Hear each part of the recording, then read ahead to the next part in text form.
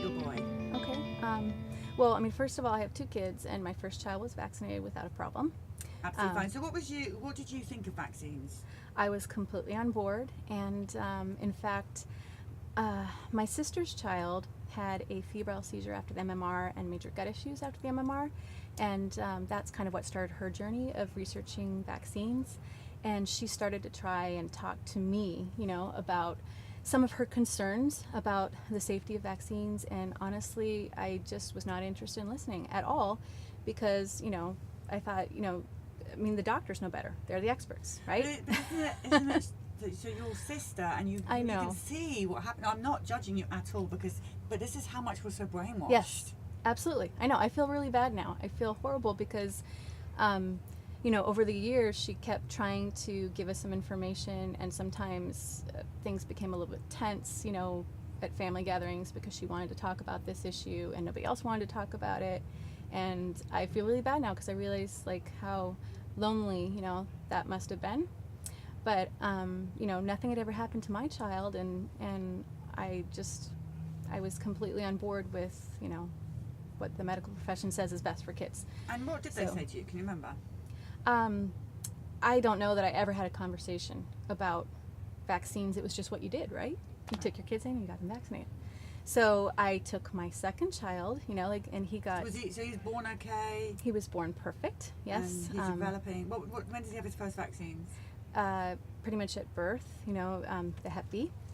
So, and then 2.5 weeks later, he was at Children's Hospital here in San Diego, hospitalized with a high fever, and he turned out he had a urinary tract infection, which my sister then mentioned. She said that she'd heard some people had possibly had that reaction before after a Hep B vaccine, but honestly, I haven't been able to find any scientific evidence to back that up, so I'm willing to chalk that up to coincidence. But I didn't vaccinate him again because I did start listening to my sister, at least in the sense that he shouldn't be vaccinated if he was sick, and that we should try and space them out a little bit. So you took that bit on board? I took that bit of advice, yeah. And so when my son was 5.5 months old, he had already missed the 2-month and the 4-month vaccinations because he'd been sick at the time. And he had a little bit of a dry cough, but, they said it was perfectly safe to vaccinate him. And, he was already behind schedule, so, they were a little bit concerned about that. And so they wanted to give him every vaccine that he was missing up until that point. And I said I didn't feel comfortable with that, and that I wanted to just pick the 3 most important. Now, again, up until that point, I had done no research of my own. So I let them pick. I said, it was just sort of arbitrary. Pick 3, the ones that you think are the most important.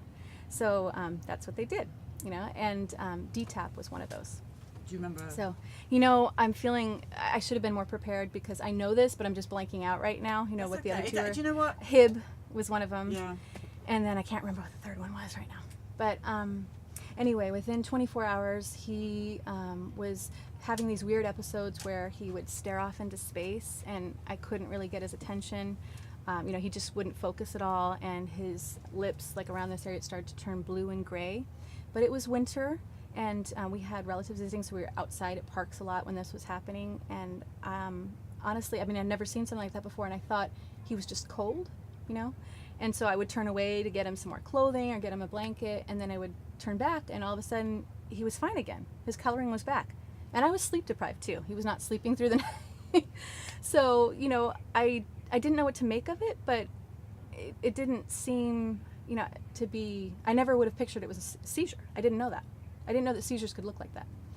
But 2.5 days later, after this started, he completely collapsed. He was in my arms. I was changing him, and he just fell over. He was 5.5 months old, and he collapsed like a rag doll. 5.5 months old. And Yeah. you just, Completely collapsed just in my arms, just doubled over and lost all muscle tone, and he stopped breathing. So, yeah, thank God my husband was home that day. That was extremely unusual. Thank God he was in my arms and not in his crib alone. He was rushed to Children's Hospital by ambulance. And when he first got there, they said, "What's this kid doing here?" They'd been told, that this major emergency was on the way, and he looked perfectly fine, had all his coloring, was smiling and happy, his usual bubbly self. And but they kept him for observation, and a couple hours later, he had another episode.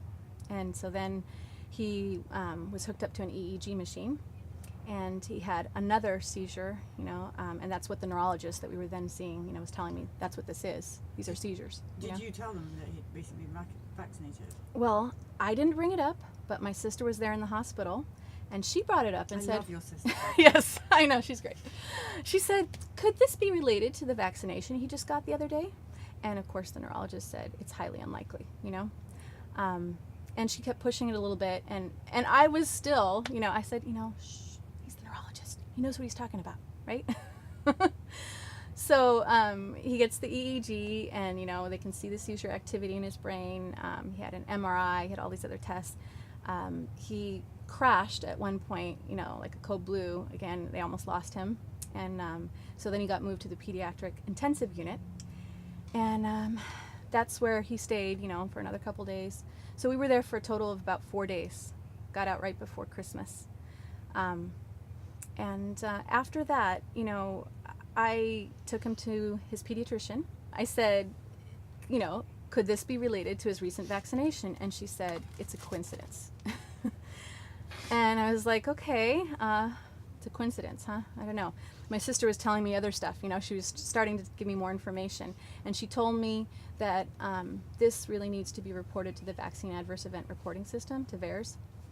And so I asked his pediatrician and I asked neurologists if they were going to report, and they said, no, you can, I didn't know at the time that it was the law.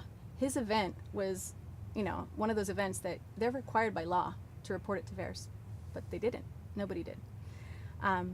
So I ended up reporting it to VAERS, and in the process of, reporting it to VAERS, I started kind of looking around VAERS and seeing that there were some other kids who'd had the exact same kind of, episodes, the blue-gray around the mouth, losing all muscle tone and, not being able to respond. And that's kind of what started my journey into going, maybe this isn't a coincidence. Maybe there's actually something to what my sister's been saying. Maybe this really is related to the vaccine. So we stopped vaccinating him for a while.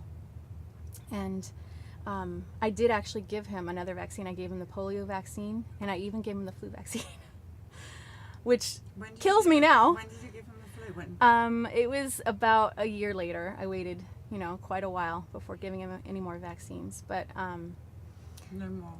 Yeah, well, that was the end after that. But because he had stopped his seizures for a while, he'd been on medication since that first episode.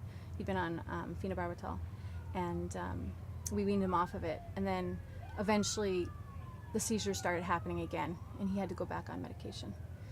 So. And today he's how old? He's 8.5 now, and how's he doing? Well, he has a diagnosis of epilepsy.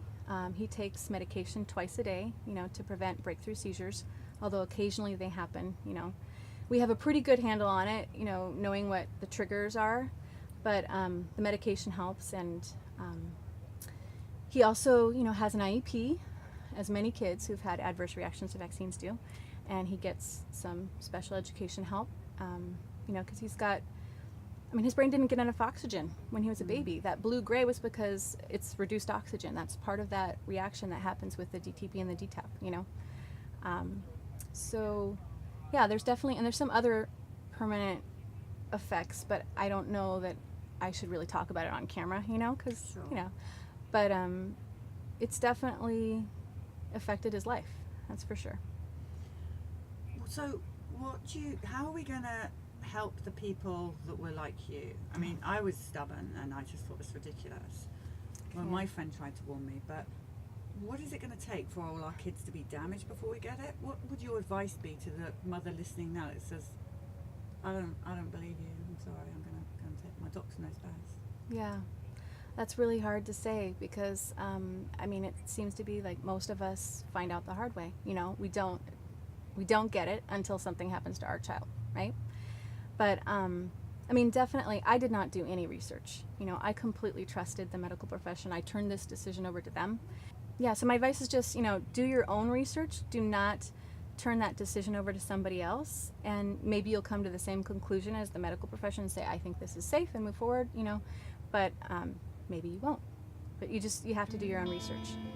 And you know, if you read the vaccine information statements, what happened to my son is listed right on there. I don't think I even ever read those papers, you know, that they give you in the doctor's office, because, like I said, I just trusted the doctor. Whatever they said, that's what I was going to do.